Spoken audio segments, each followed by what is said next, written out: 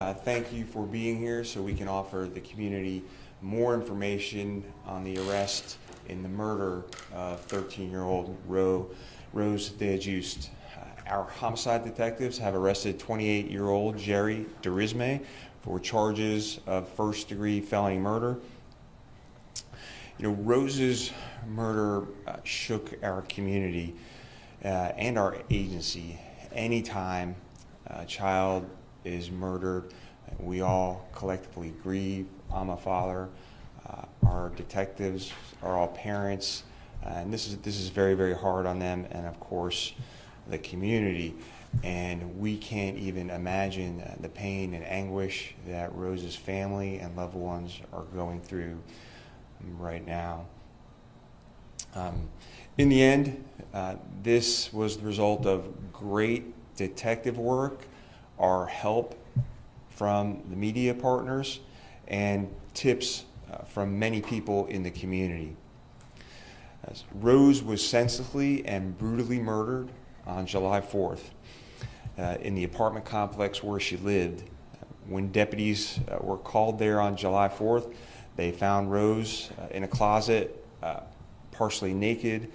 She had been stabbed and she was barely alive. Unfortunately, she was transported to the hospital where she succumbed to her injuries. So we believe Rose was on her way to visit another friend in another building in that same complex when she was attacked. Her friend found Rose's cell phone and shoes in the staircase in that apartment building and reached out to Rose's family.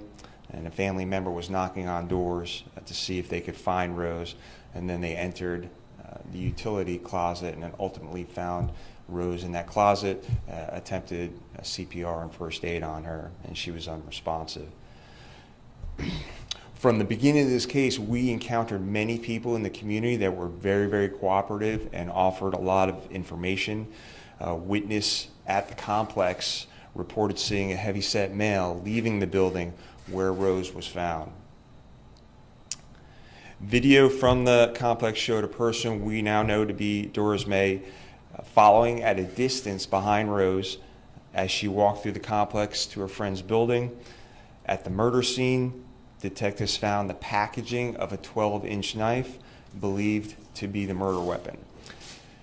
So an extensive canvass of the area uncovered video from a store nearby that showed Durisme buying that same kitchen knife from the store, the one which was used in the murder. So I want to thank our hardworking detectives who worked tirelessly on this case around the clock. And I want to thank our crime scene investigators and forensics unit for their hard work in the case. We also want to thank our partners at the Florida Department of Law Enforcement who are testing a significant amount of evidence as we still investigate this case. And we want to thank the community. We received many, many tips from the community that helped us lead us to him. And so you've heard me say before that law enforcement, we cannot do it alone. We need the community's help, and this case proves just that. The community really came through, media really came through for us, putting his picture out there, which ultimately led to his arrest. So Rose, as you can see, is a beautiful young woman. She should not have died this way. And my heart aches for her family and her friends and her loved ones. But what we can do now is, provide justice for this family moving forward. So with that, I will take any questions. Yes. Does the man arrested have a criminal history? Yes, he does. So he had been arrested for lewd and lascivious behavior on a child. That case was ultimately dropped to child abuse. I'm not sure what time or how much time he served, but he does have a history. Our deputies have come in contact with him recently. We were called about a man walking down the street with a knife. Our deputies were able to de-escalate that situation, have him drop the knife, but he ended up punching 3 of our deputies. He was ultimately Baker acted as a result of that incident.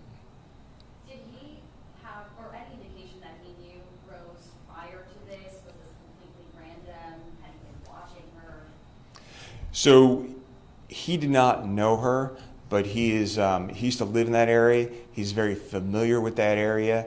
He has frequented that area, and according to people in that area, he has been seen watching girls in that area. So they were definitely concerned about him. But that's other than the lewd and lascivious conduct, and then the Baker Act a few weeks ago, that's been our only contact and knowledge about him. Now, the fact that he knew where a utility closet was, I'm just curious, was he a former tenant of this place, or did he ever, if he stayed in this place? Because to know things like that, you've obviously, like you said, he was watching her, but you scouted it out a little bit. I just know that many people knew that he was familiar with the area. He frequented the area. He got his hair cut from a barber locally there, and he lived in that area. So most likely he was familiar with the complex as well. Has he been able to say anything? Have you guys got any statement from him about what happened? So, he was arrested yesterday. He was here at the Orange County Sheriff's Office for 8 hours and did not open his mouth one time except to eat. Do we know if he spent any time in a civil commitment center under the Jimmy Rice Act? One more time? Do we know if he spent any time in a civil commitment center under the Jimmy Rice Act? I'm not sure. Okay. Are you guys testing any sexual assault kits? Yeah, that's correct. So obviously there is signs of sexual abuse. We cannot confirm that yet. So the Florida Department of Law Enforcement and others are collecting all that evidence to see if there was actually a sexual assault. And we know she was partially clothed when she was discovered.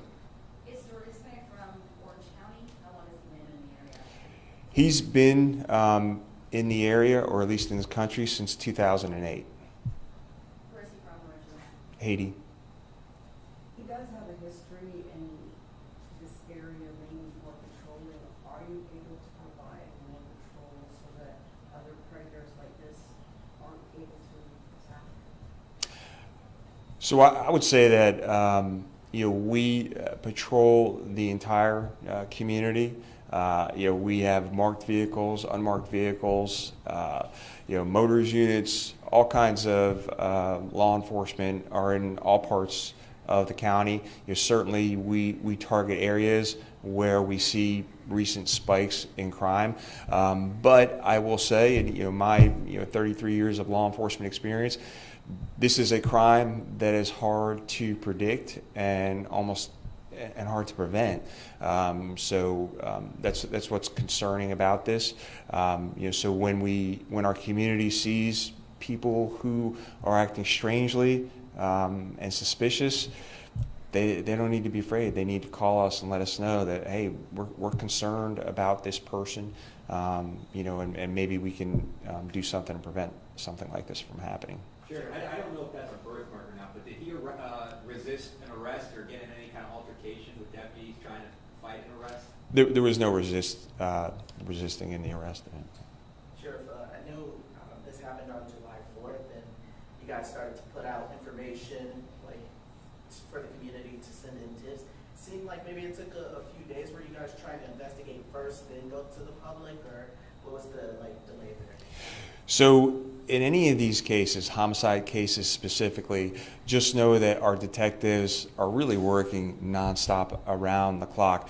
Obviously, bits and pieces of information are coming in, and specifically in these cases, one of the reasons that we don't always put out all the information is because, remember, we still have to prosecute this case. So when we put out pictures of our suspect, remember the suspect is seeing that too. That gives him time to hide the murder weapon, to hide clothes, and do all that. So we do try and keep that close hold so that our investigation will lead to the best prosecution possible.